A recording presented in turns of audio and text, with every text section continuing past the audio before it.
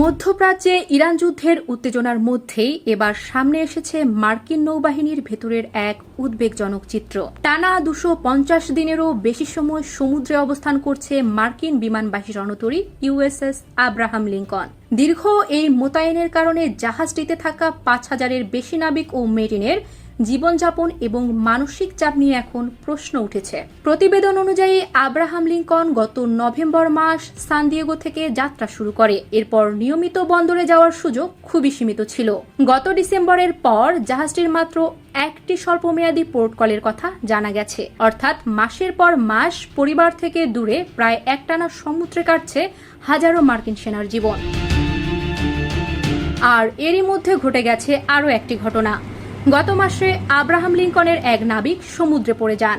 মার্কিন কর্মকর্তার তথ্য অনুযায়ী তাকে দ্রুত উদ্ধার করা হয় এবং চিকিৎসা দেওয়া হয়। তবে কিভাবে তিনি পানিতে পড়ে গেলেন সেটি তখনও পুরোপুরি পরিষ্কার ছিল না। এর পাশাপাশি কয়েকটি মার্কিন সংবাদ মাধ্যমে জাহাজের কিছু সদস্যের সমুদ্রে ঝাঁপ দেওয়ার চেষ্টার কথাও উঠে এসেছে। পরিবারের সদস্যদের এ নিয়ে উদ্বেগ তৈরি হয়েছে। এমনকি কয়েকজন আইন প্রণেতাও বিষয়টি নিয়ে প্রতিরক্ষা দপ্তরের কাছে জবাব চেয়েছেন।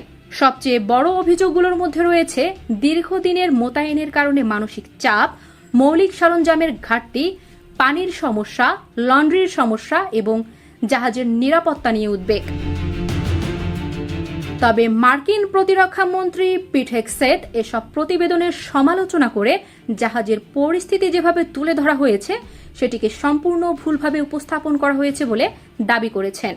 অর্থাৎ ওয়াশিংটনের বক্তব্য আর জাহাজের কিছু নাবিক ও পরিবারের অভিযোগের মধ্যে স্পষ্ট পার্থক্য দেখা যাচ্ছে।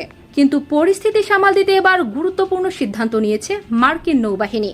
ইউএসএস ও জর্জ ওয়াশিংটন ক্যারিয়ার গ্রুপকে মধ্যপ্রাচ্যের দিকে পাঠানো হচ্ছে, যাতে সেটি আব্রাহাম লিঙ্কনের জায়গা নিতে পারে এবং দীর্ঘদিন সমুদ্রে থাকা নাবিকদের কিছুটা স্বস্তি দেওয়া যায়।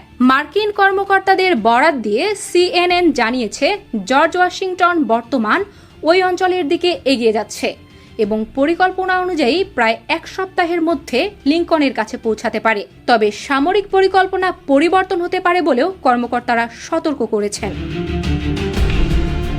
এখানে গুরুত্বপূর্ণ বিষয় হলো, এই বদলি কেবল স্বাভাবিক সামরিক রোটেশনের অংশ নাকি ইরান যুদ্ধের কারণে মার্কিন নৌবাহিনীর ওপর তৈরি হওয়া অতিরিক্ত চাপের প্রতিক্রিয়া। মার্কিন কর্মকর্তারা বলেছেন, দীর্ঘ সময়ের মোতায়েনের জন্য বিকল্প পরিকল্পনা আগে থেকেই ছিল, কিন্তু ইরানের সঙ্গে চলমান সংঘাতের কারণে এই রণতরীকে দীর্ঘ সময় দায়িত্বে থাকতে হয়েছে, আর তার প্রভাব এখন নাবিকদের ওপরও পড়ছে। আব্রাহাম লিঙ্কনের একজন নাবিক সিএনএনকে জানিয়েছেন, এত দীর্ঘ সময় সমুদ্রে থাকার সবচেয়ে বড় চ্যালেঞ্জগুলোর একটি হলো মানসিক চাপ এবং ঘুমের সমস্যা। আবার অন্য এক নাবিক জানিয়েছেন, পরিবারের সদস্যদের মিস করাটাও অত্যন্ত কঠিন হয়ে উঠেছে। তবে মার্কিন নৌবাহিনীর জন্য এই পরিস্থিতির গুরুত্ব আরও বেশি, কারণ একটি বিমানবাহী রণতরী শুধু একটি জাহাজ নয়, এর সঙ্গে যুক্ত থাকে হাজারো সেনা, যুদ্ধবিমান, রসদ, জ্বালানি এবং বিশাল সামরিক অবকাঠামো। ফলে একটি ক্যারিয়ার গ্রুপকে দীর্ঘ সময় ধরে সক্রিয় রাখার অর্থ হলো বিপুল পরিমাণ মানবিক ও সামরিক সম্পদ একটানা ব্যবহার করা।